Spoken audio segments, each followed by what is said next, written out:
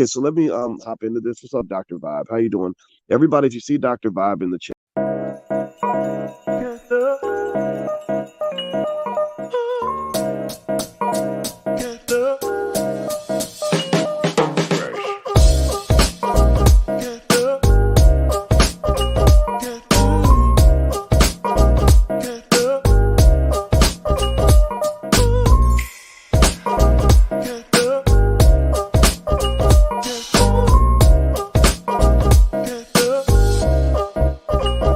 Okay, so let me hop into this. What's up, Dr. Vibe? How you doing?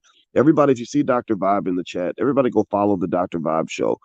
Dr. Vibe is a real smart brother and a good human being. I like the guy a lot, and he's very intelligent. And I think everyone should pay attention to what he's got going on. We got to shine the spotlight on the intelligent Black people out here that are really doing the good work. Don't just pay attention to the rappers and the celebrities. You know, a lot of these people are losers. Your true winners are your people in your community that are really having your back. You know, helping us to have stronger families and a stronger community. So Dr. Vibe is in that category. So you might see the Dr. Vibe show in this chat. If you see him, please go follow him. Okay. All right. So anyway.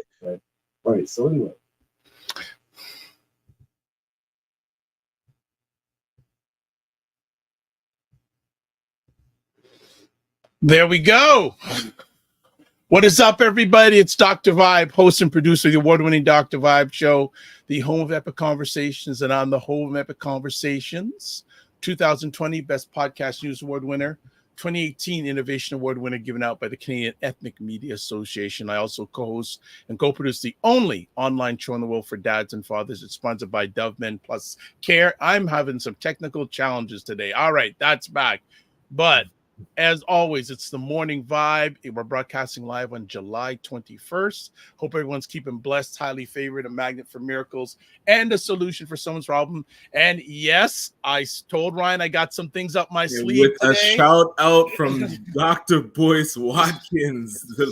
That's crazy. I love it.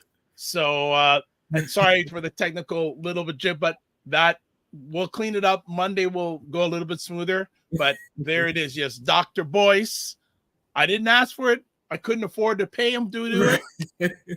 But Dr. Boyce Watkins gave me a shout out. So I'm gonna see if I can get one of my team members to incorporate, just smooth it into. Actually, I could do it myself. In fact, I can do it myself, and we can just incorporate it. But I thought, team, man, trust the team. No, it's okay. No, I can do it quickly. I can do it quickly myself and just incorporate that. But it's just gonna add it to the one advice. So for those people, well, you know what? Won't even go there. If you don't know who Dr. Boyce is, you should check him out. Definitely a forward thinker, especially when it comes to not only just Black America but Blacks in general. And as always, what's going on, Ryan Knight? Yes. And for those that don't know who Ryan Knight is, I have not gotten a shout out from Dr. Boyce Watkins just yet, but I'm one of the co-founders of the Afro Caribbean Business Network. We work with entrepreneurs of African and Caribbean heritage, really to figure out what stage their business is in, and then help them create a strategy to grow their companies exponentially. And I'm an entrepreneur myself. I run a company called Detailing Nights. So we provide mobile waterless car cleaning. So we go to your house or to your office, clean your car on the spot without using water, and our plant-based eco-friendly cleaning supplies. And this summer, we have our youth entrepreneurship program in full swing. Also have been able to partner with some other community organizations to build out their youth entrepreneurship program. So that's pretty exciting. And I'm just excited to have this conversation. The interest rate hikes feel like they're not stopping. So we have Ray McMillan on these every month.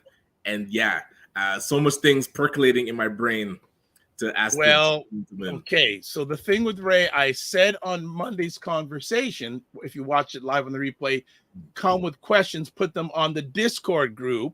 Yes. And no one did that. And with Ray, Ray likes to be prepared at a time. So if you have questions today, he may not be able to answer them yes or no, but let's do a few house rules. First of all, Fitness IQ Cam. That's what I've been ordered to do. Marlon Stevens, what's going on, Marlon Steven? So good to see you. Good to see you. Aldefina, good to see you also. Opal Inspired, good morning. Thank you, Opal Inspired. Pierre Dubois says, that's great. Catching a special shout out is always an extra step. It's always a good step. I'm halfway through our conversation. I'll play it again for everybody who didn't catch it. A few other things. So we got to talk about it. As always, please like the Dr. Vibe Show on YouTube and hit the notification button. Please like Dr. Vibe on the Dr. Vibe Show on Facebook and LinkedIn. Should also say Instagram, but whatever. And I know you're Mr. Thread, so I won't even go there. But I am on it. Yes, you're on it. You've made the dive. I've done at least 3 posts. Okay. Yeah, I have also go ahead, say. Join the Morning Vibe Discord group. Please email me at dr.vibe at the drvibeshow.com. Also, to advertise your business or service on the show, please email me at dr.vibe at the drvibeshow.com. I'm gonna change things up a little bit for the next couple of shows. Tomorrow at 9 p.m. This is what you need to be checking out. State of Things with Aisha, Jill, and Lala. You want to hear some fiery conversation, especially what's going on in the United States? Check it out. Now, I'm going to warn you, make sure there is racy language. So be prepared. Be prepared for it. All right. So I'm just putting it out there. You got to be prepared for warning. Yes. Parental warning. Yes. Fair warning period. Another thing we got going on. I got a few things. I got to get this thing sized up. Oh, I don't find it. Oh, yes. Did I put it up? Okay. You're going to see us a little bit in the background, but another thing coming up Sunday night. Check this out, family.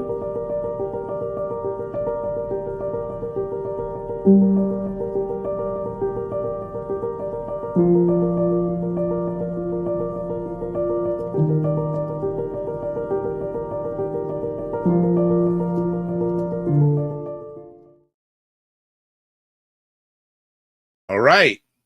So Sunday evening, this Sunday coming up, 9 p.m. Eastern Time, Dr. Tachi, who many of you have seen, and Dr. Alicia Watkins, who is the better half of Dr. Boyce. Both of them are college professors. If you follow any bit in U.S. politics, recently the U.S. Supreme Court overturned affirmative action in colleges and universities.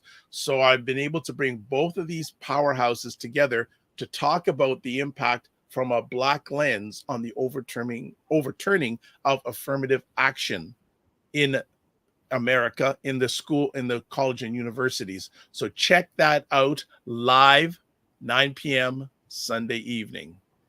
Because people, I don't know if they heard you, but affirmative action has been repealed. Like, with all that fight to get it, and now America's going backwards. People got to start paying attention. Like, this is serious. Well, it's interesting too, because the impact it could potentially have on private business in the U.S. That's probably, and also what's it going to affect American businesses that are operating internationally, especially in this company. Okay, and I'm curious if so that's getting rolled back. Like, how does that affect HBCUs that focus on Black students? Is that now not allowed and they have to just open their doors broadly? That's a good question. There's so many. I was listening to a story this morning. There's something called legacy admittance in colleges and universities in the US. Basically, that if one of your relatives or if your parents went to university, it enhances you if you can when applying. And I think it was Liberty University in the United States has now canceled that. Wow. Okay. So it's, it's really, really interesting. Before we get Ray up here, Ryan, especially your dear wife is very involved in this situation in Toronto about refugees, melanated refugees. Can you give a little background on it and where it stands right now?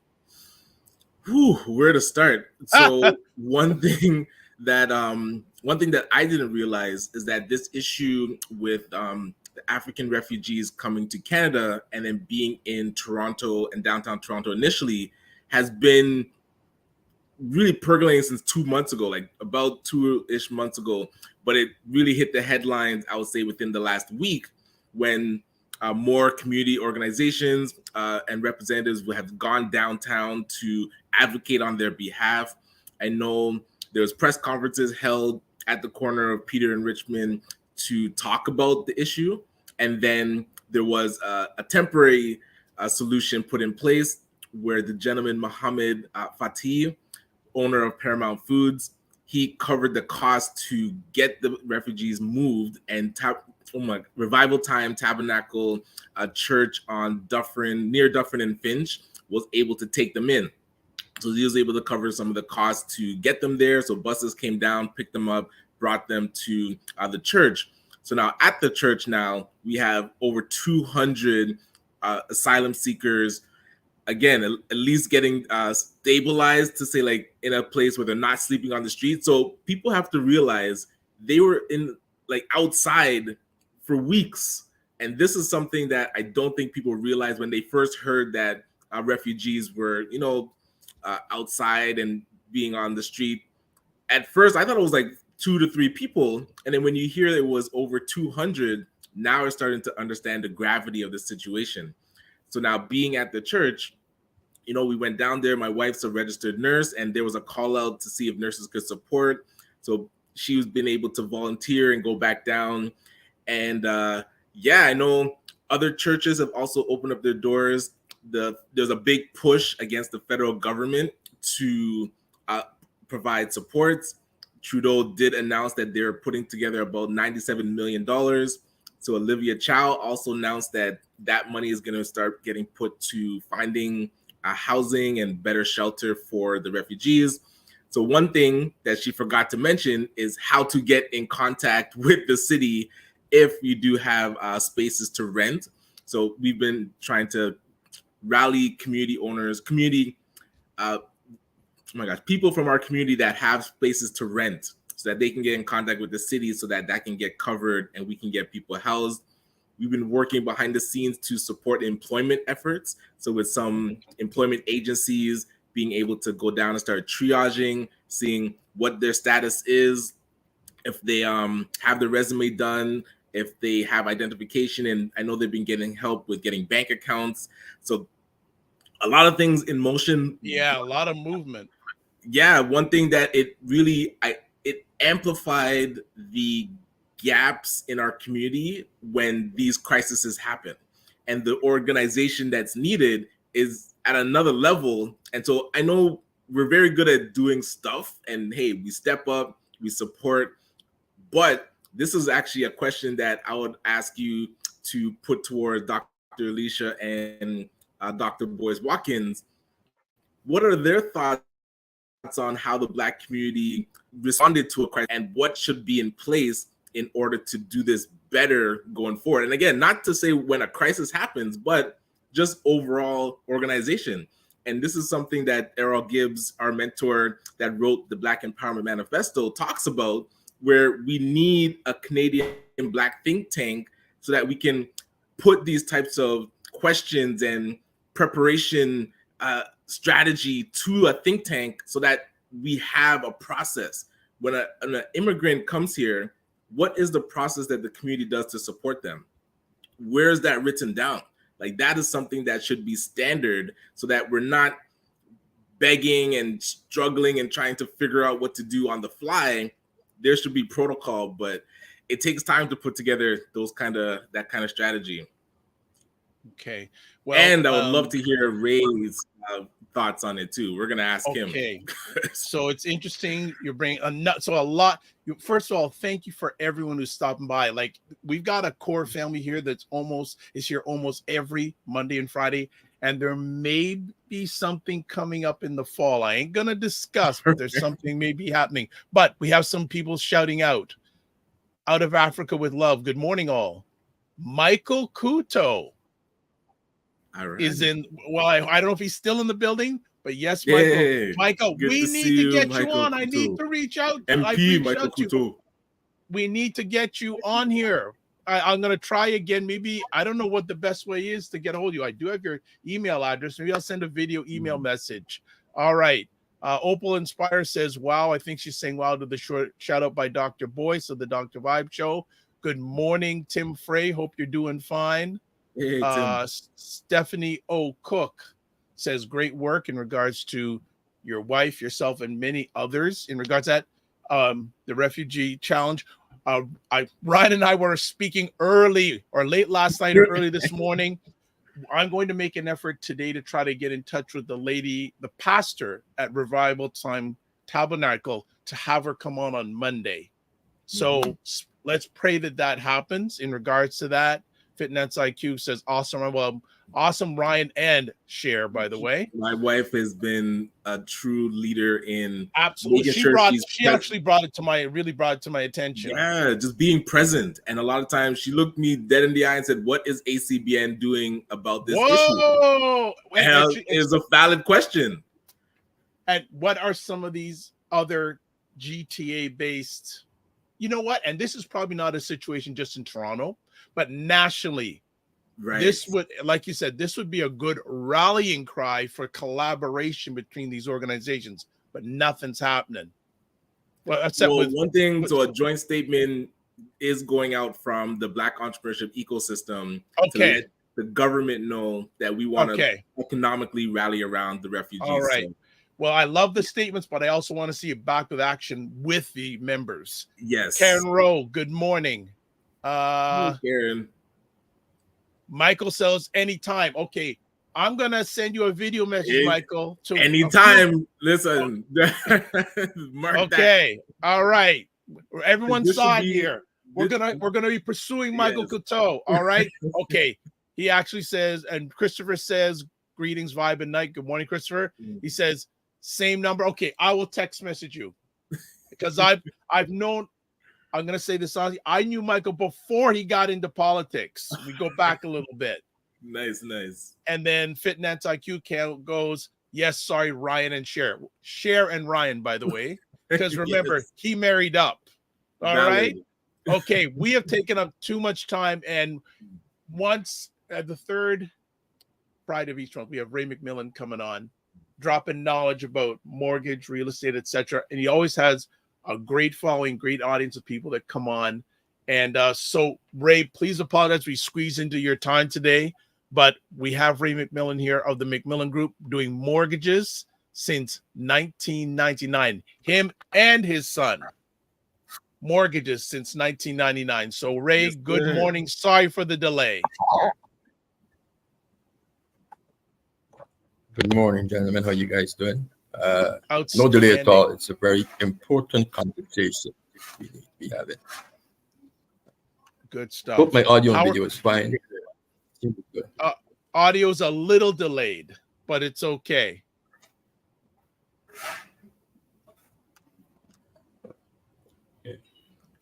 His audio is delayed now. I think, yeah, it's really slow. Ray, can you hear us? Is that okay? Yeah. Give it a chance. I'm hearing you clearly, yeah. Okay, you're a little delayed, but that's all right. So how are you doing, Ray? I'm doing great. I'm always doing well, Dr.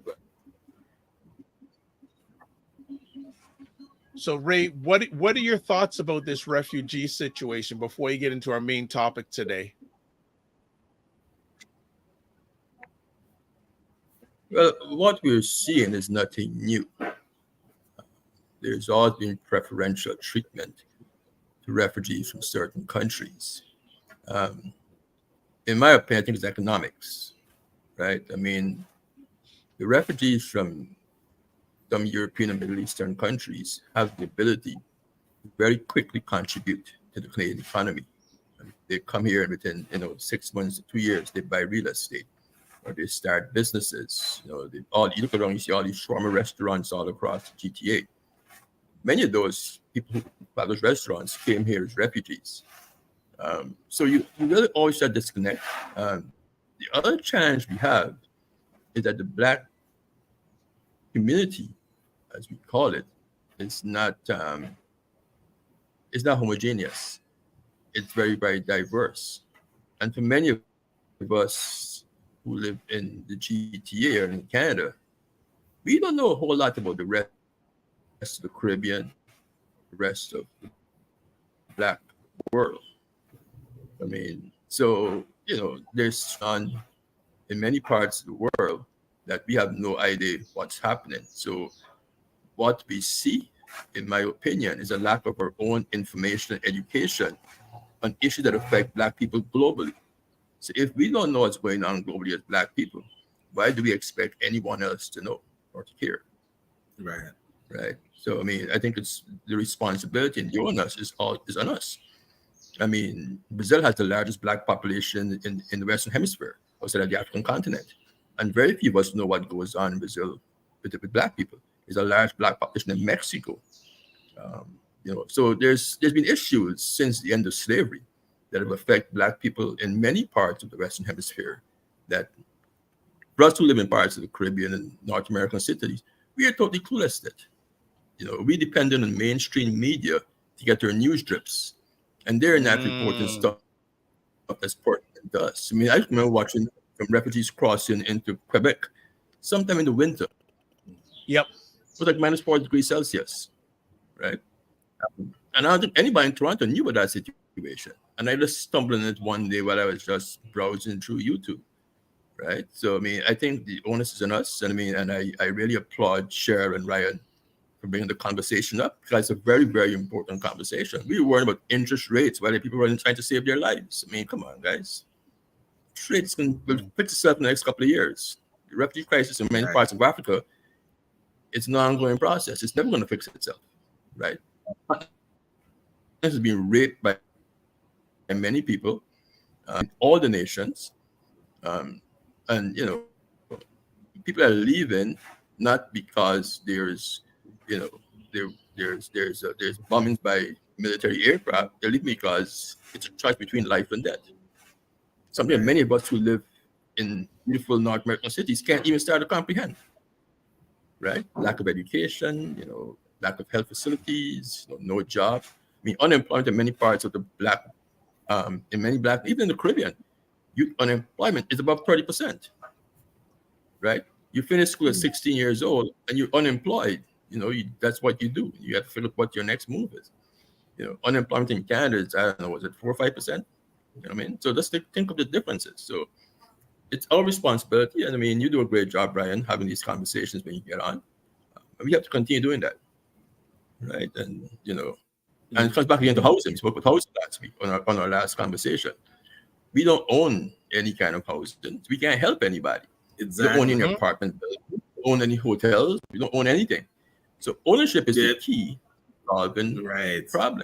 If you own the hotel, you can say, okay, my hotel has 112 rooms. I'm going to give 40 of these rooms. Well, we do have a hotel to refugees. You know what I mean? If I own an apartment building and I've got, some vacancy there, I can give to families. But if you don't own anything, you can't really provide a solution. You're dependent on the same government who's ignoring them to give assistance. Yeah. I mean, I may be way off, but that's just what I see when you're outside looking at. There's a lot of different moving parts in that process. Okay. Before we go in, so people who are watching live, especially, how is Ray's audio for you? So I want you to mention the comments. So a few comments here as we catch up here. Okay, everyone. Aldefina says on my end. Yeah, you're for Aldefina says, greetings, Mr. McMillan, always dropping gems. Fitness IQ Cam says, Raymond hitting it on the nail. David Betty, good morning, Dr. Vibe and Ryan. Aldefina says, hey, David Betty, president of the JCA. Okay. Preach RC ownership. Barry Douglas is saying, okay. And let me go. Okay. Fitness IQ Cam says, oh, I hear him loud and clear. Okay. Stephanie's saying choppy but can hear him. And Perry's saying Ray's audio is not good. Ray, I'm going to make a suggestion. I want you to log out and come back in. Okay, I'll try that. Yeah. All right. So we'll do that. So that we're going to do. So we're going to have Ray come back to see if it's anything better on that. So it gives us time to catch up. Dr. Tachi, it's a bit choppy. He may need to go out and come back in. That could help. So taking that initiative. And Dr. Tachi, if you don't know, hosts the livest program about media, tech, and pop culture called Mediascope. Wednesdays on IG, 5 p.m. Eastern Time. Wednesdays on 6 p.m. Eastern Time. YouTube, Facebook, LinkedIn, Twitch. I know there's other things, but I'm going to cover the main ones. Excuse me. Stephanie Cook says he makes a lot of sense. Great. So we got a lot of people in here. Yeah. And as I said, my goal, Divine Right. Good morning from the DMV area. Hello, Dr. Vibe and the Gala King. There you go. Okay. Let's try Ray again, see if it's a little bit better. Thank you. Thanks. Ray, you're back with us. How was that? Yes. How was that, gentlemen? That's better. That's better. That's better. That's better. Okay. Again, Sorry about that, folks. Well, it's okay. It's just the best we're going to get today. All right. So let's get into our main conversation topic. Ray wanted to talk today about private lending, an alternative route to successful real estate investing. Why do you want to talk about this one, Ray? Oh. We've had a lot of news in the last few months, well, close to the last year now, about house prices and interest rates and all of that sort of stuff. And, the general public gets the general news. When you're in an industry, you get industry news. And sometimes those two things don't really correlate. And depends on who your circle is. Certain things will affect you more impactful than other communities. I mean, I read a survey this morning that about 75% of Canadians are not really concerned about the current economy. Now, you got to remember this country has 40 plus million people, and probably about 4% of them are Black. So if you're concerned among Black folks, that number may be the reverse. But if it's among middle class, non-Black people, they're not concerned. I mean, Dr. Webb asked me a question a few months ago whether I was concerned, and my response was no. And I'm not being facetious, but I'm not concerned about whether rates are 3% or 8%, because my debt is minimal. I have prepared myself for life in a certain way. My financial decisions aren't random. I don't buy things spontaneously. There's no emotion involved in my buying. I'm not qualifying for a mortgage at the top end of my debt service ratios. I always tell people, if you want to, you can't have people making $8,000 a year and buying a home based on $160,000 a year. You want to have a financial plan or a mortgage plan that in the event that your wife or your spouse decides, I want to take 6 months home and raise our kids or homeschool our kids, that other income is not going to be significantly. But within the Black community, we finance our entire lifestyle based on two people's income or a full-time and a part-time job. Both of those things are very, very foolhardy. Hence the pain a lot of folks are in today. Secondly, we got a lot of consumer debt, right? And we keep on making the excuse that we don't have financial IQ. I mean, it's very simple. If you got 4 credit cards with a $10,000 limit and they're all maxed out, and your income is $80,000 a year, then, I mean, that's not necessarily financial debt. That's just stupidity, in my opinion, right? So we got a lot of debt. We're financing our homes at the highest level, right? So we got to sit back now and think, okay, how do we, for those who are in a position to take advantage of what's happening today or to monetize it, how do we do it, right? Many people who were investors or who have rental properties, not everybody who owns a rental property is an investor. Many folks got that role accidentally There was no real plan. They never ran the numbers. They owned the home. They bought a second home. They rented the first home. It didn't always make sense, but it sounded good. Have an investment property. Many of those folks are seriously impacted today, right? And so let's see what is the alternative to buying investment property. We're in the fourth largest city in North America, right? We got New York, Chicago, LA, Toronto. You put Mexico in the Mexico, our prices aren't really out of whack when you compare them to LA, New York, Okay, Ray. Chicago. We're having audio challenges again, so I'm going to ask you to try to go out and come back. Similarly, of us can in home investments, and one of the alternatives is private lending. Okay. Yeah, your audio at Is that times my chances or your? It's my on chances your are? end in Go ahead. regards to the audio. Okay, I'm going to ask you to log out and log back in again. Yeah, but you do know I'm in one of these developing nations right now. Okay, so I'm going to log you out and have him come back in again. All right, so this is really interesting, family, because lost Ryan and I've lost Ray. So it's really, but it gives me time to catch up on some things. So Shola Bishop, good morning. Listening from Georgetown, Guyana. Thank you so much. Oh, wow. Ms. Hussein, I haven't heard from you in a bit.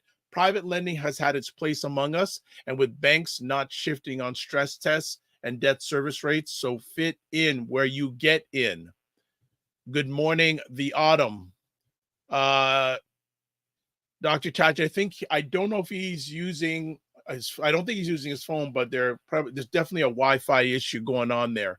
So I'm speaking that we're going to get Ryan and Ray back. So a few things I just want to catch up. For those at the beginning, Stephanie says here, he speaks bluntly and truthfully, learning a lot. Thank you, Stephanie. And first time, I don't think we've seen you on before. So welcome. Follow the Dr. Vibe show where you can, preferably on YouTube, but also Facebook, LinkedIn, and Instagram. For those who didn't catch it at the beginning of the show, had a little special thing that came on at the beginning of the show today. So I'm going to play it for you as we hope to get Ryan and Ray back. So here we go. Okay, so let me hop into this. What's up, Dr. Vibe? How you doing? Everybody, if you see Dr. Vibe in the chat, everybody go follow the Dr. Vibe show. Dr. Vibe is a real smart brother and a good human being. I like the guy a lot, and he's very intelligent. And I think everyone should pay attention to what he's got going on. We got to shine the spotlight on the intelligent Black people out here that are really doing the good work. Don't just pay attention to the rappers and the celebrities. You know, a lot of these people are losers. Your true winners are your people in your community that are really having your back. Helping us to have stronger families and a stronger community. So Dr. Vibe is in that category. So you might see the Dr. Vibe show in this chat. If you see him, please go follow him. Okay. All right. So anyway.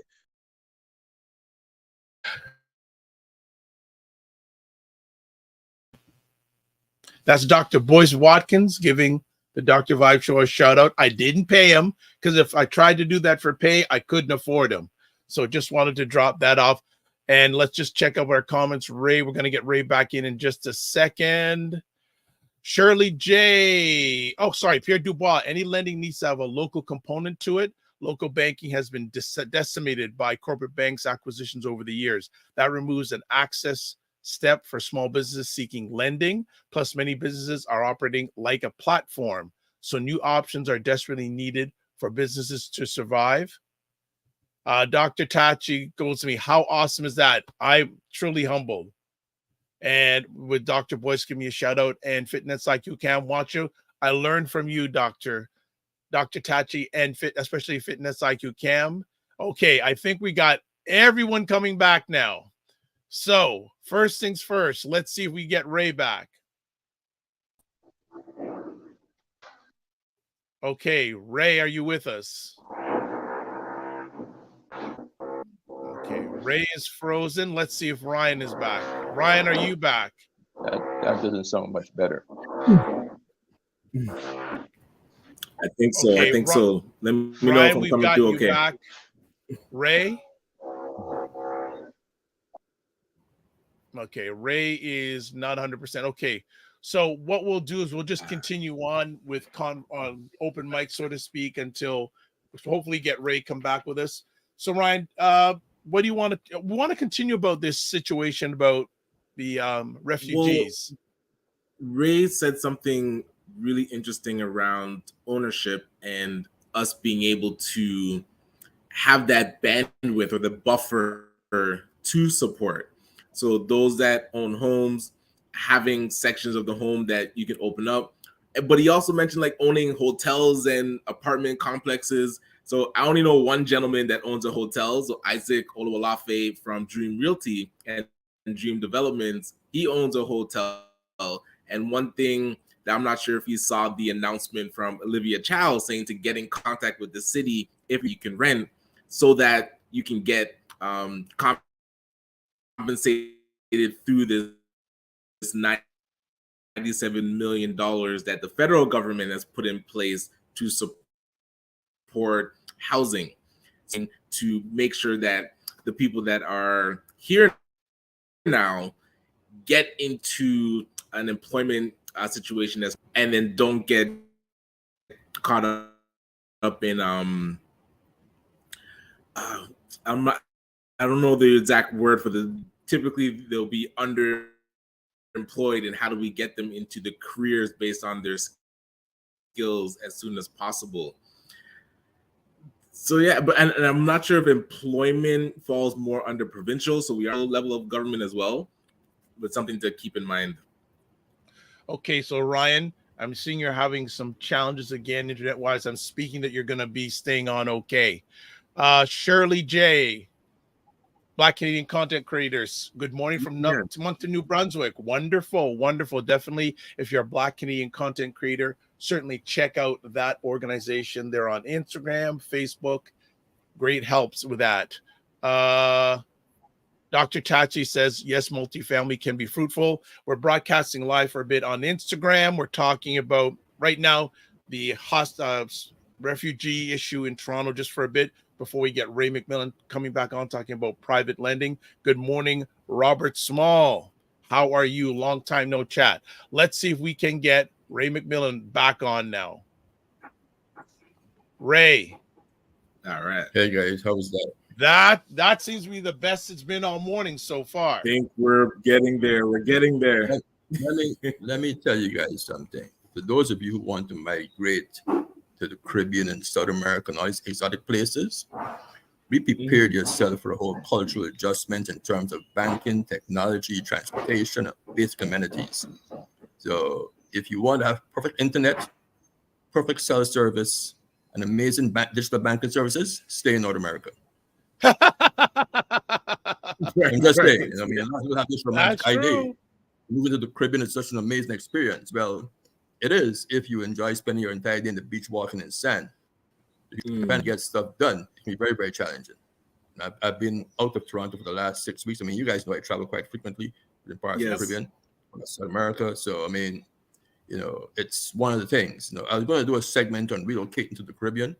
So this segment was kind of random, the private lending thing. I was going to speak more about relocating because I've had a lot of clients relocate to the Caribbean since 2001. Folks trying to build and buy from Jamaica to Barbados to Grenada, St. Lucia, Guyana, and a few other places in between, even parts of West Africa. You know, and if you travel to the Caribbean, the one thing you will see is the amount of half-finished homes throughout the islands. Where people have this great idea to go and build a nice home in the Caribbean, they don't budget properly. They have no resources on the island, and the property is never finished. So we have a consultancy service that helps to walk clients through that process in many parts of the Caribbean and determine whether you should actually buy or build. Now, that's what I'm doing where I am right now. I'm actually in Guyana right now. But anyway, that's a different conversation. So let's get back to the private lending. That's going to be that's a separate segment. Actually, what I'm wanting to do, if possible, is do a segment between you and Realty Goddess, because Realty Goddess is in Portugal. Yeah.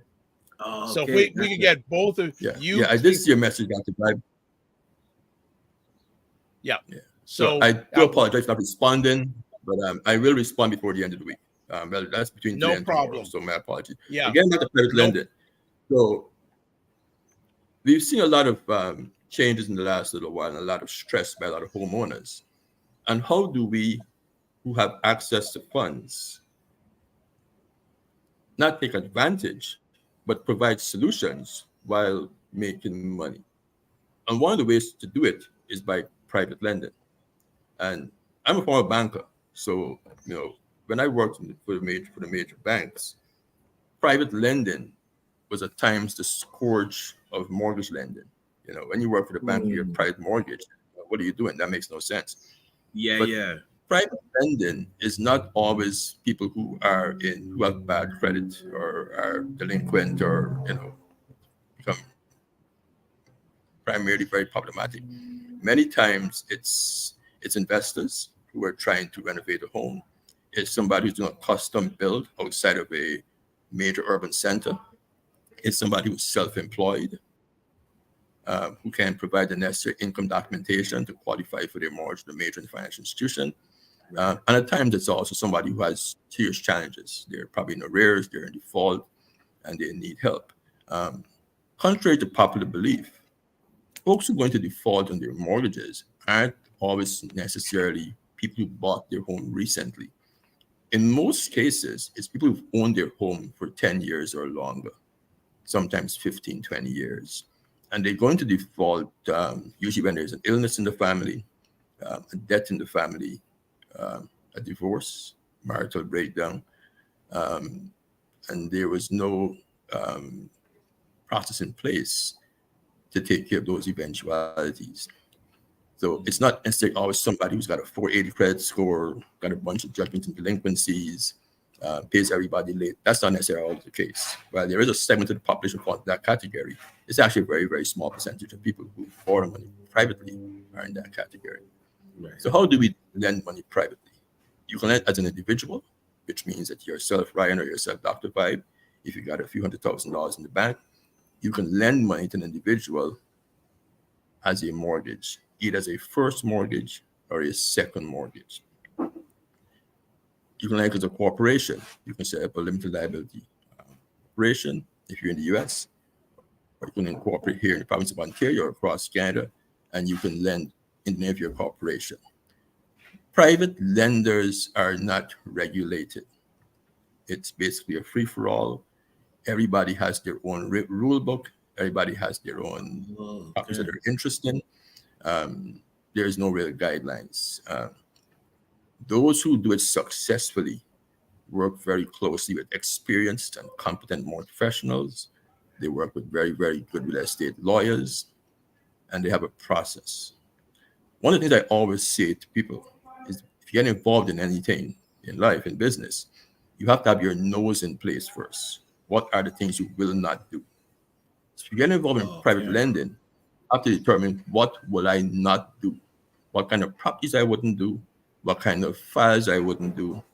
How much money will I lend based on the property's value? And once you have those no's in place, it's very easy to look at the file and determine whether you want to get involved. So what's the process? I come to you with an application. I've got a property that's worth $600,000. I've got a first mortgage for $200,000. I owe the CRA 50 grand. If you have CRA debt, regardless how good your credit score is, it's almost impossible to borrow money from a financial institution. They want the CRA debt paid off first. So you can get a loan from a major Schedule A bank or many of the other mortgage lenders. So this is an ideal client for a private mortgage. You look at the file, you look at the location of the property, you look at the appraised value, you look at the amount of the first mortgage. You want to make sure that first mortgage is paid as agreed. There's no missed mortgage payments. You want to confirm that the property taxes are also paid as agreed. They're not in arrears. And then you look at what is considered what's called the loan to value.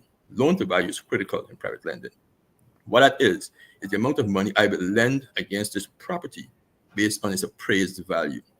Not assumed value by a realtor, not assumed value by the owner, not comparing what sold down the street 5 months ago or 2 weeks ago, the appraised value.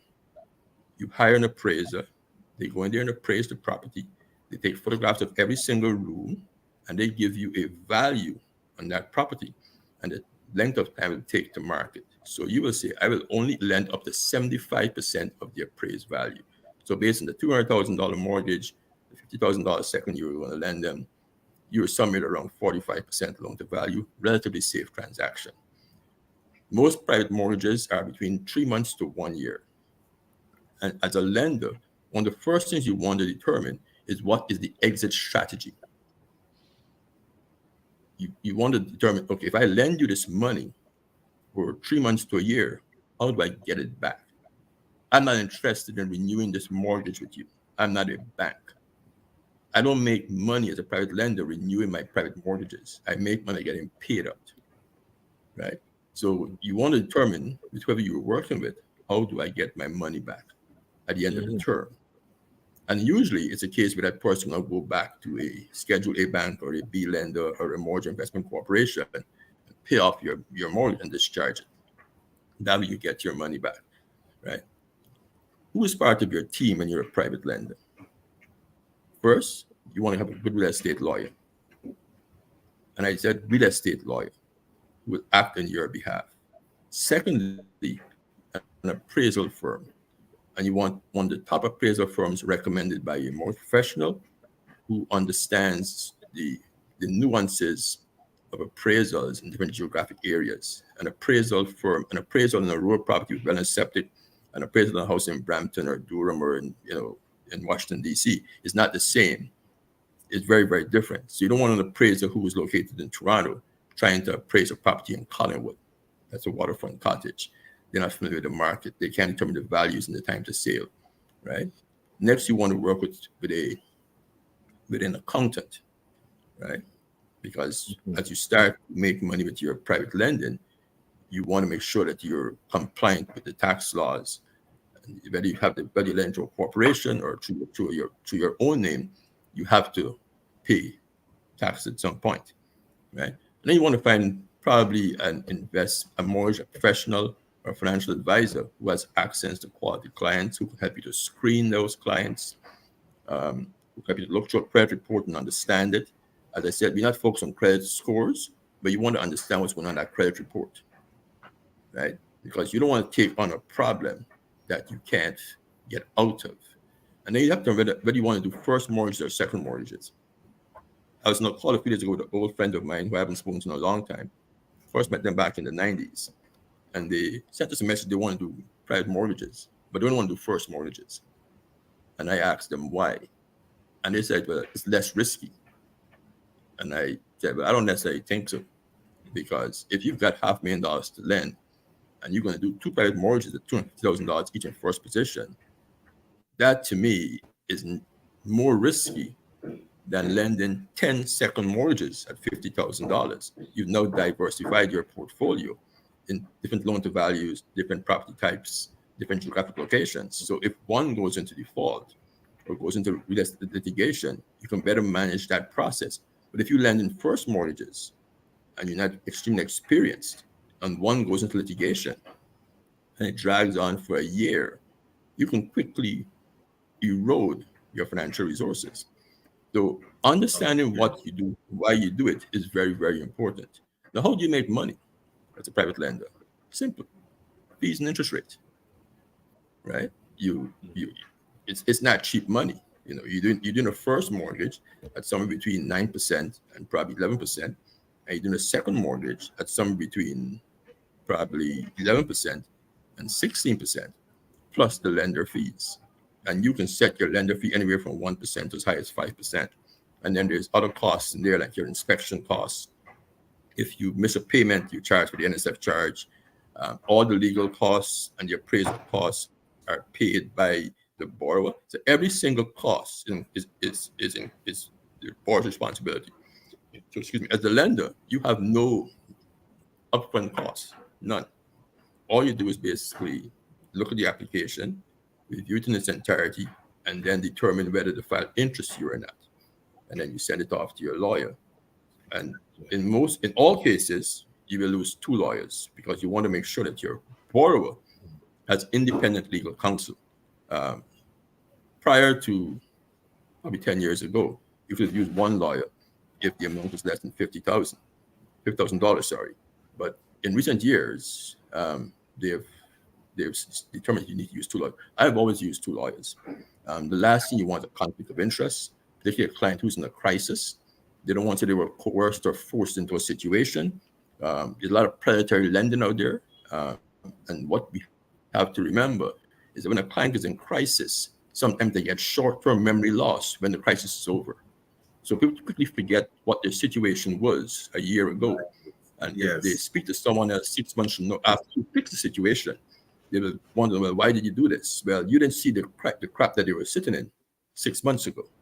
And they can't remember the crap that they were sitting in because you make it look so simple.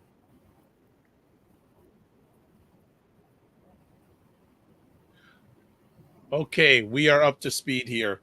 So just broadcasting some of this live on Instagram. Want to shout out some people that have stopped by on Instagram Live.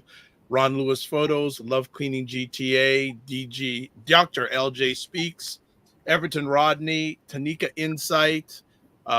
Right now chatting a bit with Ray McMillan of the McMillan Group about private lending, an alternative route to successful real estate investing on the Morning Vibe, which you can catch Monday and Friday mornings, 9 a.m., sometimes on IG Live, all the time on the Dr. Vibe Show YouTube channel. And that's what we're going to end it on IG Live right now. If you want to catch the rest of the live conversation or catch the replay, go to the Dr. Vibe Show YouTube channel. Remember to give yourself grace. Oh, Dr. Tachi, now you come on IG Live, Dr. Tachi.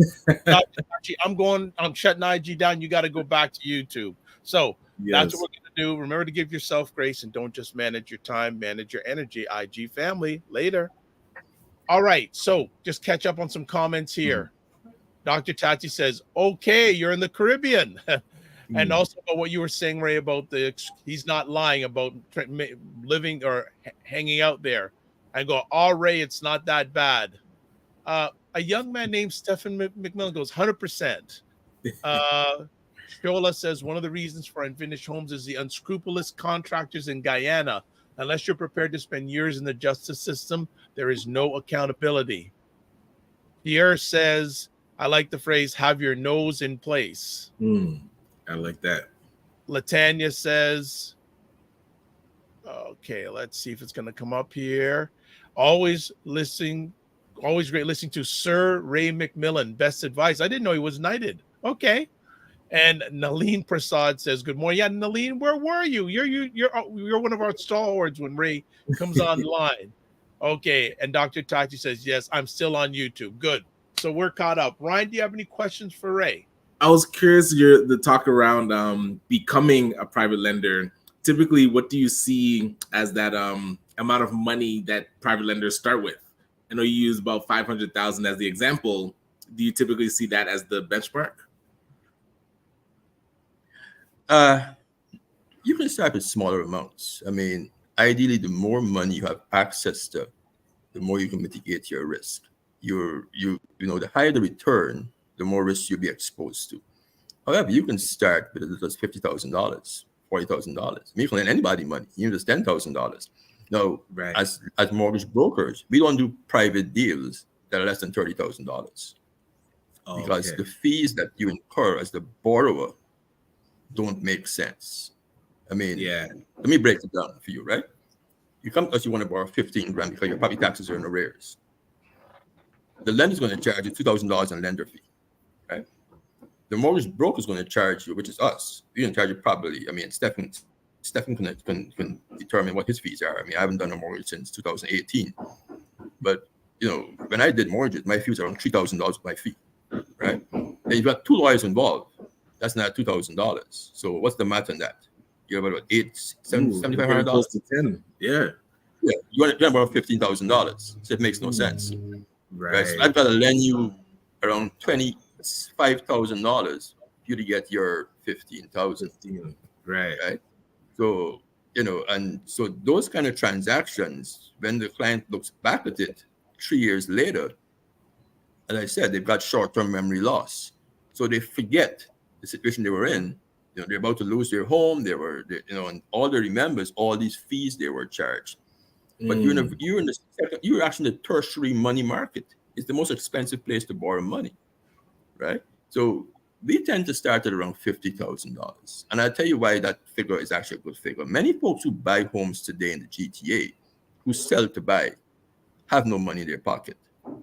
All their money is in their property. And I'm thinking about the African Caribbean community now, right? They have no savings, they have no RSPs, they have nothing. All their money sitting in their property. So most people who sell it to buy don't have the money for the deposit on the home they want to buy. So if they don't have an existing HELOC in place, which is the home equity line of credit, they need to access money within probably 3 to 5 days because they've signed the offer in the new home. Yes. You got to find that deposit, which is usually between $40,000 to $50,000. That's the best space to work in as a private lender if you can find those deals very quickly, because you're getting your money back in probably 90 days, right? So you charge your lender fees, you'll charge your interest rate. There's less risk involved because that person is selling to buy. The worst that can go wrong is that the house they're selling doesn't sell properly. And then what you do is you register your mortgage against both properties. So you've got two properties as security as opposed to one property, right? We do what's called cross-collateralization. So I'm selling this house here for $800,000. I'm buying this one for 1.2. I've got a mortgage on this house for $120,000. And I'm going to put all the equity into the new home. So when you add those two pieces of real estate together, I'm at $1.8 million with less than $1 million worth of mortgage. So where's my risk? Though, if I do a 3-month term, the bridge, what is called bridge financing, which is the bridge between the sale and the purchase, at the end of 3 months, I would say, okay, that contract was expired. You didn't sell your house. I'm going to redo your mortgage on a 1-year term now, and I'm going to charge you my lender fees, my inspection fees all over again. So I've now rolled your money back over very quickly in less than 90 days. So as a private lender, you don't be stuck in a deal for 5 years. You're not a bank. You aren't the Royal Bank of Canada or Chase Bank. You are you want to roll that money as frequently as possible. Last week, we spoke about investment clubs. Private lending is an ideal vehicle for investment clubs to make money very quickly and with minimal risk once you understand the properties you're lending against within this market. So as rates have gone up, right, the cost of borrowing private money is also gone up. If you have access to the money, then it's there. Now, where does the money come from? One, your savings, right? You've got savings. Like, people have savings. You can actually lend money. Yes. 2, equity in your home, right? You bought a home 20 years ago for $200,000, now worth $1.4 million. You see, you got a $200,000 mortgage. You sit in, hundreds of thousands of dollars worth of equity. You leverage that equity. And that's why I said in one of our earlier conversations, if you have equity in your home, go and get a HELOC. It doesn't cost you anything. What's a HELOC? People may not know what that is. It's a home equity line of credit secured against your property value. And you can borrow up to 65% of that home's property value if it's in first position, or up to 80% if it's in second position. To access the equity, park it somewhere and wait for the opportunity to make money on your money. The third source of funds for private lending is your RSP. And this is one a lot of people might be unfamiliar with. If you're a sophisticated investor, you'll understand this process. You use your RSP funds and you lend it. It has to be a self-directed RSP. The funds have to be administered by a trustee, and it has to be done through a trust company. It's a little complicated. Yeah. There are a few fees involved, but once you understand it, it's an easy way to maximize the return on your RSP portfolio. I had a mentor who introduced me to this process probably around 2002. So I've done it myself. You open a sub-record RSP account with any major discount brokerage, and you move your RSP funds into cash as you need it, and you lend it as a private mortgage. And as I said, I prefer to do second mortgages as opposed to first mortgages. Because there is less risk because of the diversification of my portfolio as opposed to one large first mortgage. Okay. Wow. Drop in knowledge. Ray's contact information is on the screen. Yes. Canada, US, toll free, and also website, the McMillanGroupInc.com, and email address, raycmcmillan@gmail.com. And just to tell you people, his wonderful company has been a sponsor of the Monday Morning Vibe Long time. Let's just say long time. So let's see some other comments here that have come in. Pierre Dubois, thank you, Pierre, on LinkedIn says another issue is that we must keep collectively watch predatory lending to the community businesses and institutions, educate the community on poor practices linked to the misinformation shared online. Marlon had a question, but Ray answered it. Okay, let's see if we can get happen here. All right. Is mortgage lending a good exercise for a wealth club or pool type of funding to invest in? Is there a structure that you would recommend? And then he put, LOL. I asked him before he mentioned it. Yes, and yes. then let Ms. Hussein says, can you combine RSP and FISA funds, Ray? What are FISA funds? I'm not sure. Oh, is that the first home buyer's savings account? Yeah, there you go. There you go. Okay. So that's relatively I'm not new. sure the rules. I'm not sure the rules are the first time's home buyer savings account. I know what the rules are, the RSPs. I mean, the RSP is the only other vehicle I'm familiar with that you can use private lending. I mean, what the RSP is, it's an umbrella that you can hold various investments in. Right? Many people think RSP is actually a product. It's not a product, right? It's an umbrella that you can hold. You can hold stocks in there. You can hold options. You can hold bonds. Anything you can put into your RSP account, right? So the mortgage is just another product you can put in your RSP account. Right, so you got a $300,000 RSP portfolio. You've got half of it sitting in cash and half sitting in a series of equities and mutual funds. You say, okay, I want to take this $150,000 and invest it in private mortgages, whether it's first or second mortgages, right? Then you determine what your fees and rates are. The thing with it, one thing with the RSP account is that the rate you charge on the money you lend has to be reasonable based on the return you can get if you had the money invested otherwise. And why is this a concern? Well, you can have a parent lending their child money from the RSP account at zero interest rate, right? That means they just lend them the money as a mortgage on their property, but they're making no money in it. Now, the trustee and the trust companies managing the portfolio may disallow that transaction because the interest you earn has to be reasonable. Remember, there's certain legislation that governs RSPs in Canada. It's a retirement portfolio. So you can't invest your money and make no money. There's a lot of legislation involved in terms of using your RSP portfolio in second mortgage. It's too much involved in this conversation. If anybody wants to do it, I can get more in depth into that part of the conversation. Now, let's look at properties, right? Real estate covers a wide spectrum. You've got single-family homes, condominiums, you've got storefronts, duplexes, triplexes, fourplexes. You've got commercial properties, small commercial, condo units, mechanic shops, that kind of stuff. As an investor, be the jack of all trades in the private lending space because each type of those properties is very, very different. A storefront in Eglinton or in New Jersey is not the same as a single-family home in a suburb. The risks are inherently different because that property usually has tenants. And depending on who the tenants are, it will determine how you collect your payments on your mortgage on that property. Condominiums are also very, very different. Condominiums are more susceptible to swings in value for a number of reasons. Okay, a condo is probably one of the riskiest investments anywhere in North America. They're great investments, but they come with a huge set of inherent risks. Right? Wow. One is the competencies of the condo management corporation. Right? If the property is mismanaged, you can end up with a condo that has a reserve fund that is being completely wiped out, escalating condo fees, and outstanding work orders. The other one comes is crime. Right?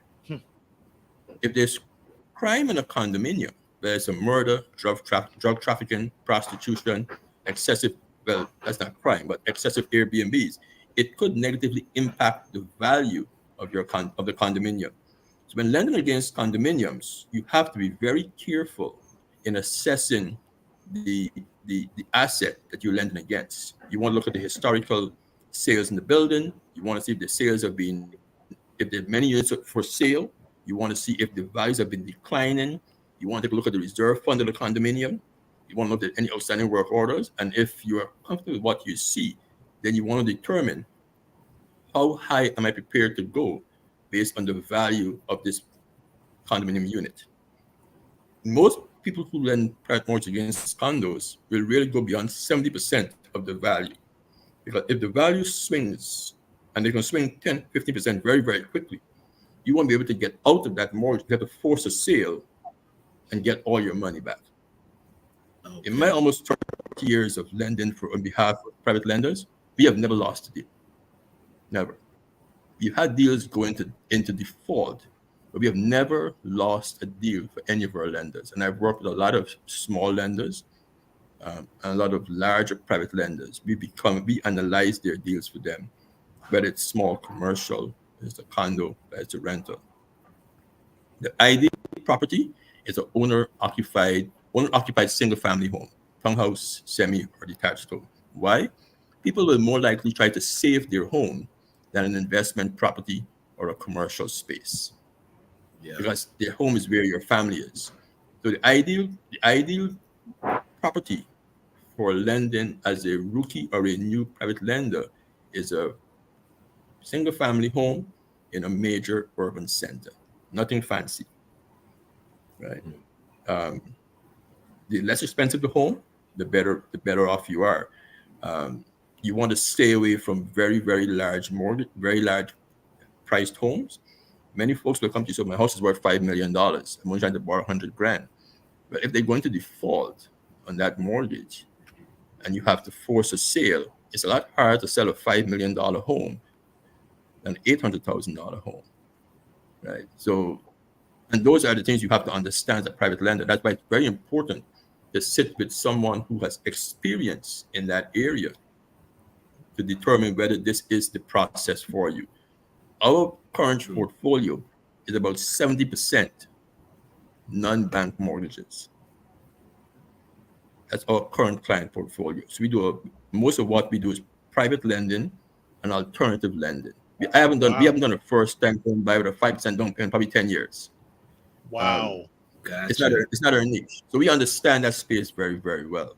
Exactly. It's something we do. Stefan can quickly analyze a private lending. We know what to ask for, whether you want to build, whether you want to borrow to finish a construction project, whether you want to build to finish your basement, whether you want to borrow to pay off debt. We can tell you, certain communities, are you close to a major urban center? Is it a cottage, on a waterfront property? We know all the questions to ask you, so that you as a lender, when we have the conversation table, this deal doesn't make any sense.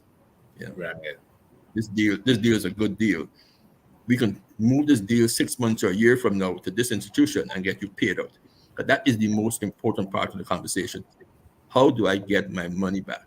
Banks have the capacity to renew mortgages for up to 25 years or 30 years. That's what they do. As a private lender, you're not a bank. You want your money in and out in 12 months or less. That's how you make your money. Right. And I saw a comment earlier about predatory lending, and that's a very important comment. I can't remember the person who made a comment, and that's why it's very important for any borrower to get independent legal counsel from a real estate lawyer. There is a cooling off period for both the investor and the borrower. There are several disclosure documents that have to be signed by both parties. We don't lend money for potential lenders who are inexperienced. The first question we ask people who come to us is, what's your risk tolerance? Have you ever lent money before? How would you deal with litigation? For borrowers, it's the same thing. So we have the know your client rule. We have a series of questions we ask our private lenders. Your net worth, your understanding of the mortgage space. Can you read an appraisal? Can you read a credit report? Right? I mean, while we will go through this stuff with you, the onus is also on you to understand what an appraisal means. Yeah, there are nice photographs here and there's a nice kitchen in the house. Big deal, right? You understand the time to market. How long will this house sell if I have to be forced to sell it? And will it sell for fair market price? And if it doesn't, how much below fair market price will it sell for? And will I get my money back after all the legal costs? The borrowers is the same thing, right? You got 3 days, what is called a cooling off period in Ontario, when you sign a mortgage instrument. And I've always given clients the documents. Here's the documents.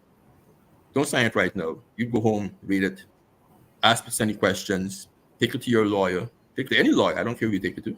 I mean, it doesn't really matter. Have it reviewed. And if there's anything that you're uncomfortable with, ask us the questions. If we can answer those questions to your satisfaction, then we cancel the transaction.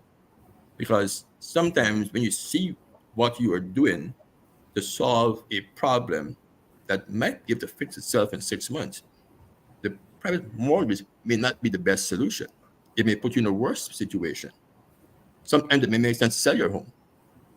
And I've told clients that. I said, what you're doing doesn't make any sense. You're better off selling your home, go rent for a year, fix your credit, and perhaps buy a brand new construction where you can now put down your deposits in a series of stages over the next 18 months. And 18 months is a very long time. It'll give you enough time to remedy your situation instead of being stuck in this secondary mortgage that you might not be able to get out of.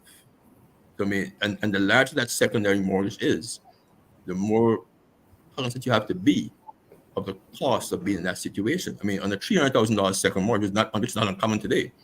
You're probably spending about $20,000 in fees. Very easily.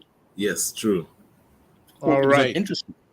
So, I mean, do you need to do this, or do you want to sell your home and then, fix your life, and then re-enter the market 2 years into the future? Excellent. So just some comments here. Sims Daw says, I am new here. I am educated. Thank you, gentlemen. Hey, follow on YouTube. Like and follow. Margaret Walker, haven't heard from you in a bit, but she's saying, love this forum. Let's keep sharing this kind of information with our community so we can build wealth together. Absolutely. Mm-hmm. Absolutely. Ray, I find that amazing. What percentage of your transactions are with private lending? So that's incredible. That's fantastic. Not private lending, non-bank lenders. We do a lot of work for mortgage investment corporations. We do a lot of alternative lending. It's more than 70%.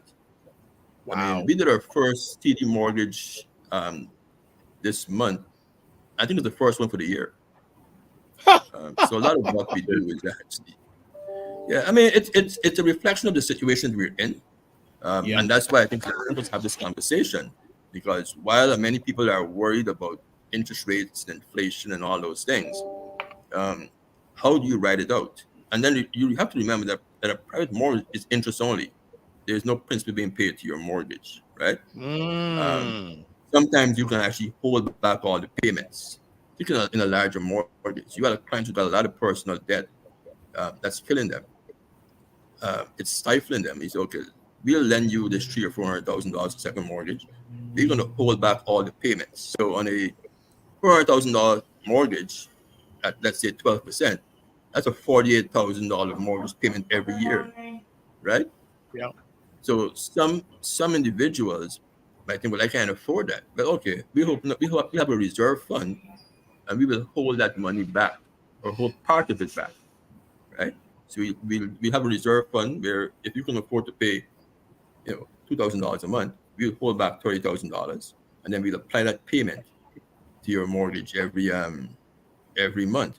Because one of the things that the new lender will want to see when it comes to exiting the private mortgage, they want to see your payment history.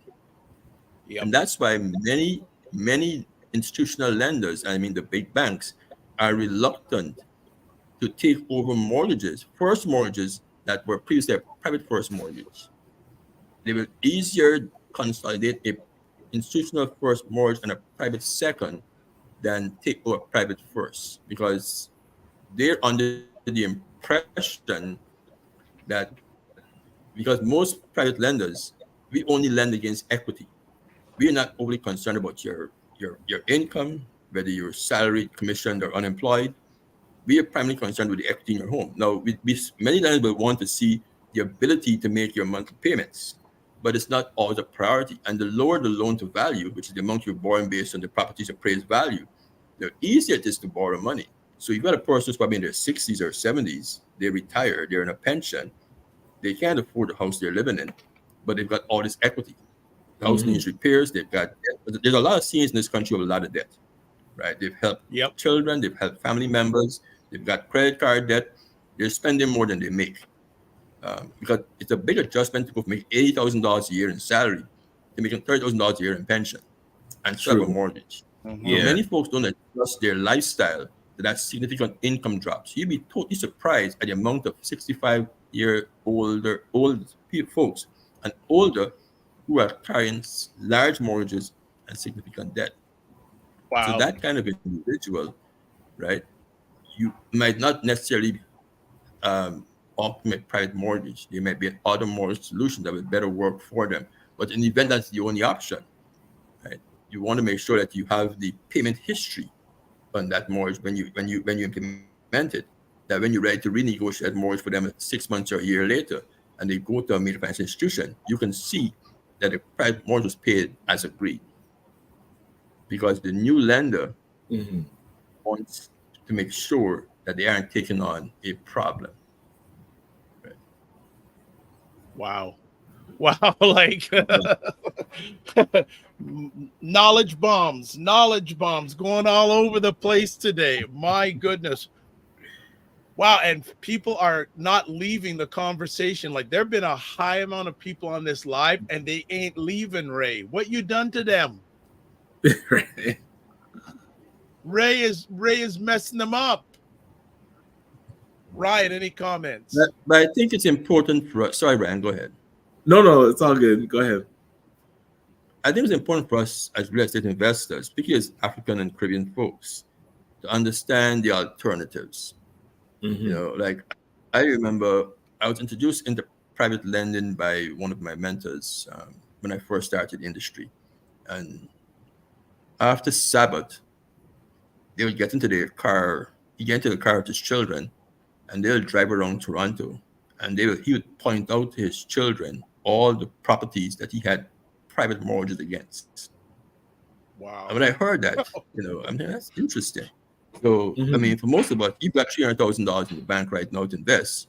You can probably buy one property, right? Yep. So you own one investment property, it's barely cash flowing, you got a problem tenant, and it's a nightmare, right? I mean, some properties are fine. I'm just giving you the worst case scenario, right? Yep. You got $300,000 to invest.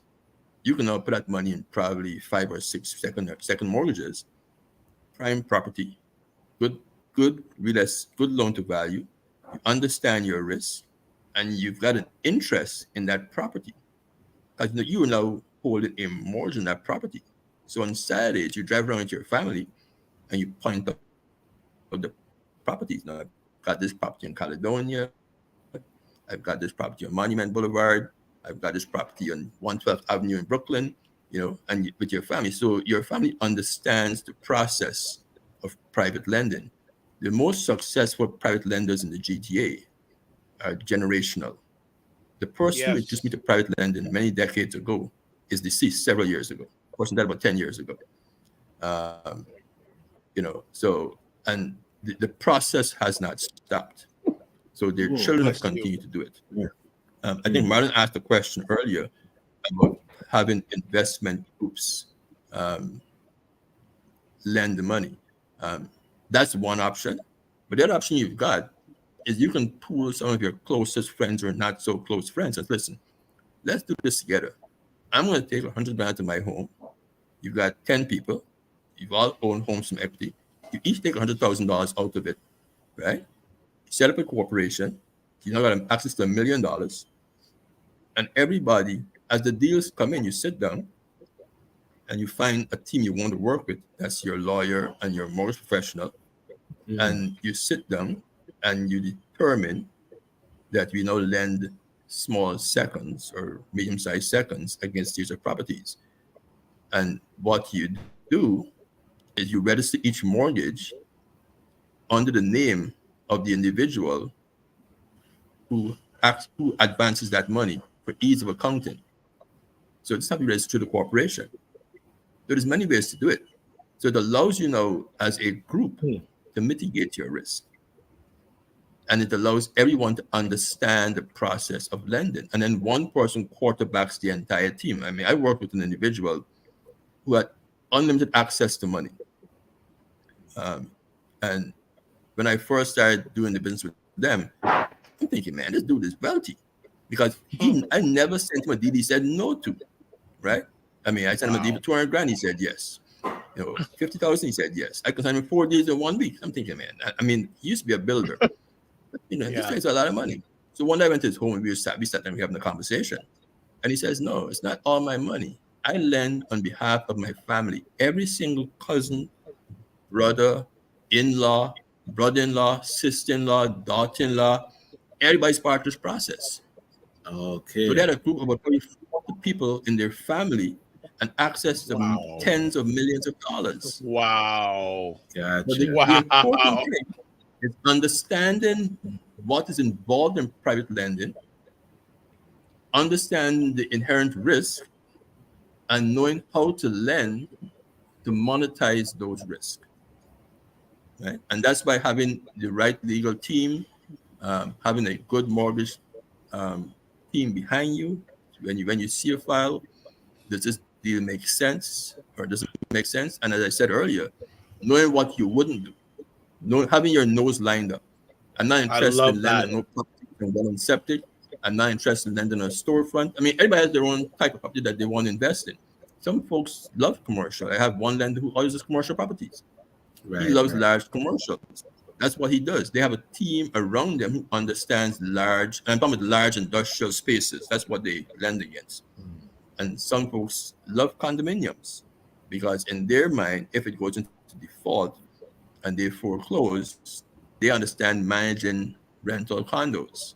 So they're prepared to take that risk. Some people love Hamilton. Hamilton's an interesting place to do deals in, particularly on the east side of Hamilton. Some folks are not going to Hamilton. They don't like it.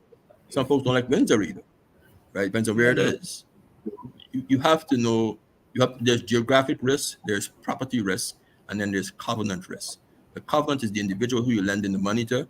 The geographic risk is the location of the property, and the property risk is the condition and type of property. Those are the three things you want to consider when looking at becoming a private lender.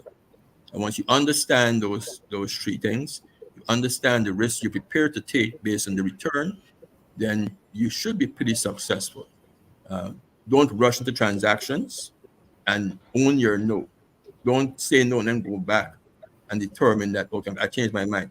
And do not have any sympathy for anybody's situation. Money and sympathy aren't a good partnership. There you Everybody's go. got a sad story. You're a lender. I mean, it's. I know your mom died 2 days ago and everything is a crisis, but I'm sorry, I don't really know your mom. I'm sorry to hear that, but how are you gonna pay me back? Like, avoid the sympathy. Everybody can give you a sad story. I always tell people, when you give me a sad story, every one you can give, I can give you 10. So let's exchange stories. But stay in the sympathy. Ryan. If you lend into family, use the same criteria. Get the independent legal counsel. It's business. It's they have business. to pay you on time. It's business. You put your NSF charges in there. They don't if payments are missed. For private lending, in most cases, because we don't do digital banking, you have to usually give checks. I know checks is a very strange thing these days, but most lenders collect 12. I was asked to join an organization. Sorry to interrupt you. Join an organization in the last week or so. The organization is run by an 84-year-old gentleman, and all he accepts is checks. Really? His daughter said to me, "My dad's running it, and that's the way he is." I said, "Why don't you guys do e-transfer?" No, that's the way he wants it. I said, and I went to the bank, and they said, "You want to order checks? You get 100. You want to order 100 checks, and you pay $10, and you're only going to use one of them." So they said, "Go to the bank. Use the bank draft alternative." But I said, "Check." Wow. Yeah. Sorry to interrupt, Ray. So that's okay. That's okay, Dr. But yes, you collect your 12 checks. I mean, if the borrower is more sophisticated, then they can pay you by e-transfer, which is probably the easiest and most convenient for everybody involved. Know what your guidelines are for NSF checks, what you're going to charge that person. So, I mean, the person bounces a check for your mortgage payment, then you charge them X number of dollars for return check, because there's a cost to all parties involved, right? There's a cost to the lender also.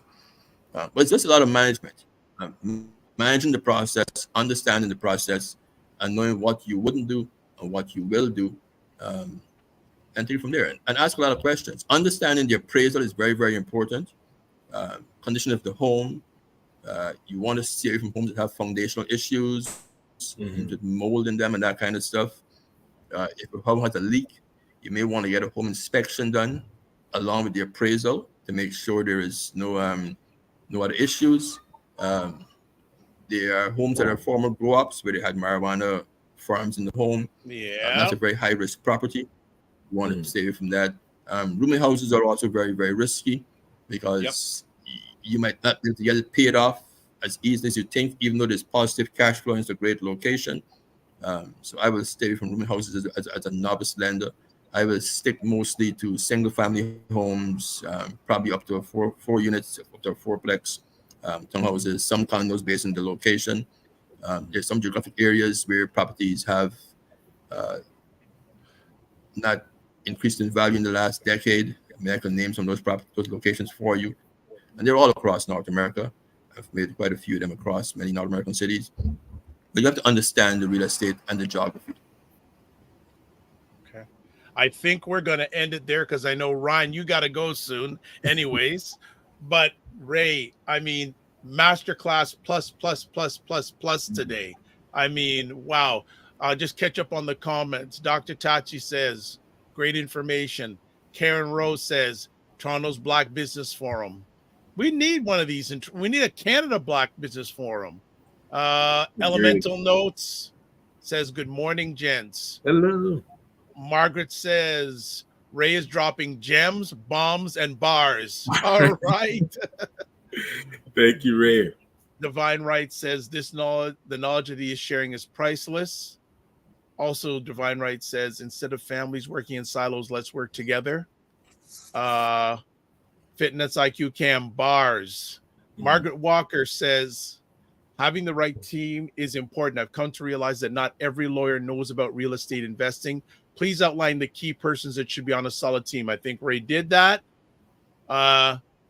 Chachi says, yeah, just Dr. Chachi says, who still has checks? And she goes, oh yeah, checks. Dr. Tachi, you and I are talking later on today. You're going to laugh when I tell you the organization that it does. Ray, repeat that organization. Repeat the key people again.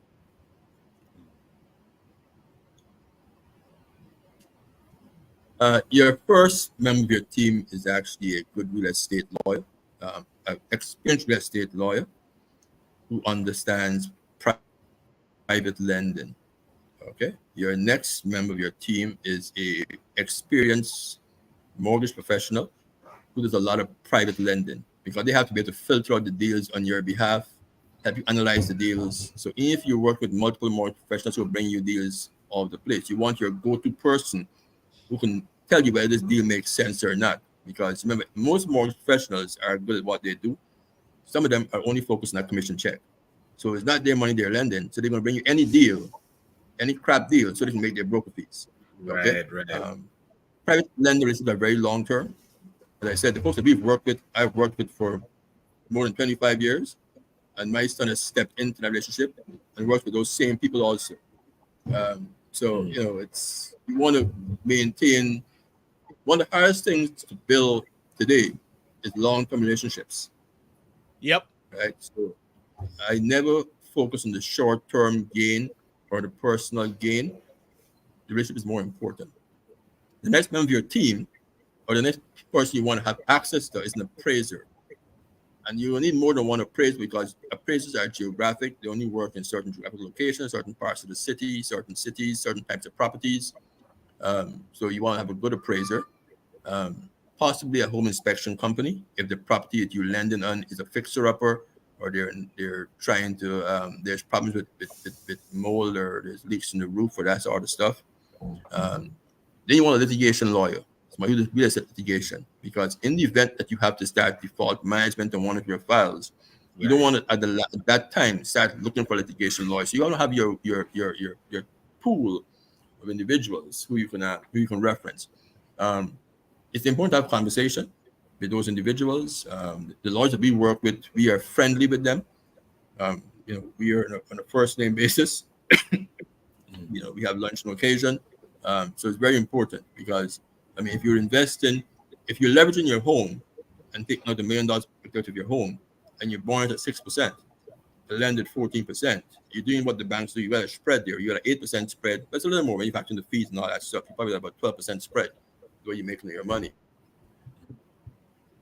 But you're leveraging, using somebody else's money to make your money, right? So the risk, the inability to service the debt on the $1 million bank.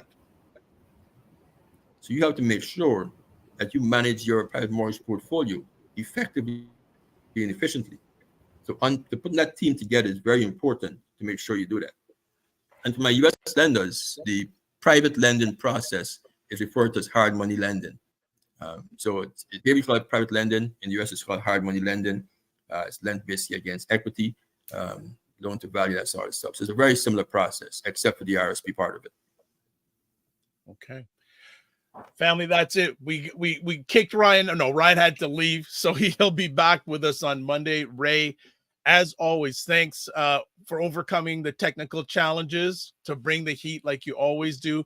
For people who are watching live or in the replay, there's Ray's contact information, Canada number, US number, toll-free North American number, website address, the McMillan Group Inc.com. Also, Ray C. McMillan at gmail.com. I say right now, probably the best way to get a hold of him is through Gmail. But definitely, I would suggest, I think Ray and I had a conversation with Margaret Walker a little while back, and she got a lot of good insight in regards to into what her business is from Ray. I would suggest y'all may want to just even ask Ray for 15 minutes of his precious time. Some final comments. Shirley J says, we need to make all these knowledge into a book. And Fitness IQ goes, agree, Shirley. Ray, have you ever thought about writing a book? Nah, it doesn't interest me. Okay, there you go. Simple answer. And well, you've got the replays. You got the replays of all these. It's all here in the Dr. Vibe show. You can just put it on, listen to me driving. We got almost 2 years of content. Yeah. So just find us. I'm not an author. There you go. Perry says, whether it's real estate, a business, or equity markets, invest in what you understand and what gives you the most comfort. It's all about risk and return. That's how you choose. That's 100% true. That is 100% true. As I said, private lending is not for everyone. Buying real estate is not for everyone. Buying stocks is not for everyone. Owning the restaurants is not for everyone, or any other kind of business. But while the key is understanding the risk. I have been fortunate to work in multiple spaces. I managed franchises many years ago. I was involved in many franchise conversions. I came to the banking environment. My training is as an investment advisor for high net worth clients.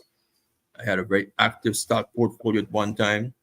So I choose to focus only on real estate, but I'm not oblivious to other investment vehicles, and I will never, shut those down.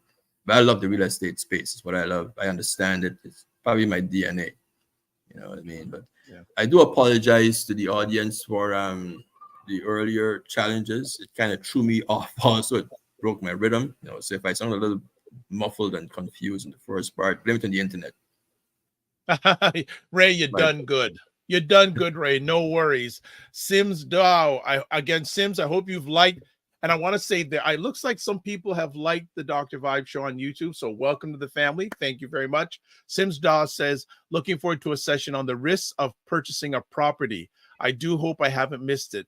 I think we have talked about that. So you're going to have to probably go back in the archive, where if you message me directly, I probably can give you links to all the conversations that Ray has been part of. Or if you just go to YouTube and put The Morning Vibe, Ray McMillan, they'll give you a list, or you can contact me directly. All right. Ray, thanks again for everything that you do. Thanks again to Stefan also. Thank you so much. You're very welcome. You guys have a great day. Have a great weekend and be safe. All right. Take care, Ray. All right, family. Whoa. we're having longer and stronger epic conversations these days on the Morning Vibe. It's not a bad thing. It's a good thing. We appreciate it. So let's do, I think we got one or two more comments here. Fitnets IQ Cam says, Ray, we forgive you. No problem. Absolutely. So let's take a look at some final things here. All right, let's catch up. As always, please like the Dr. Vibe Show on YouTube and hit the notification button. Please like the Dr. Vibe Show on Facebook, LinkedIn, and I should also put Instagram. So I'm going to change that. Should change it by Monday. Also, continue the conversation on the Discord group page at email me at dr.vibe@the.vibe.show.com. We're getting some more people joining, starting to get some conversation going, which is good. Also, to advertise your business or service on the show, email me directly. There's the email address. Also, just to update just give some promo stuff. Actually, let me get that out of the way. Let's get here. So, some promo stuff. First things first. Tomorrow night, January 21st, 9 p.m., State of Things with Dr. Vibe, Aisha, Jill, and Lala. Check that out. That's going to be, and again, the language can get heated at times. So if you're not into that, don't tune in. And also, you'll see a little bit of my image in the background, but I want to promo this for.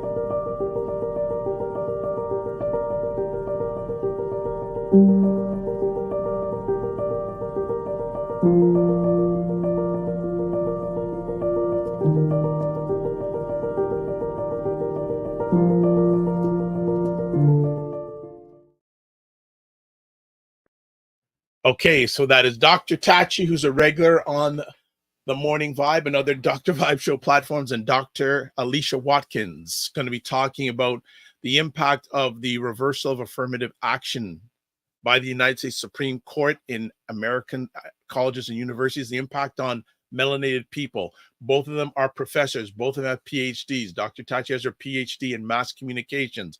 Dr. Alicia Watkins has her PhD in social work. She's a tenured professor.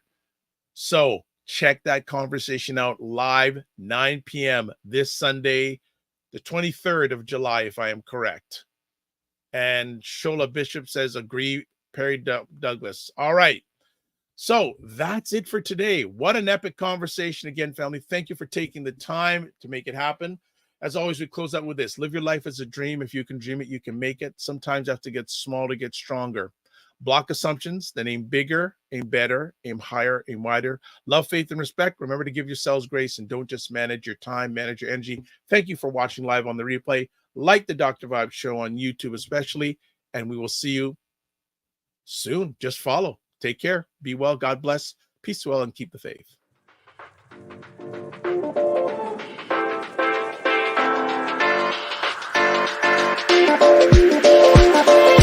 Here we go.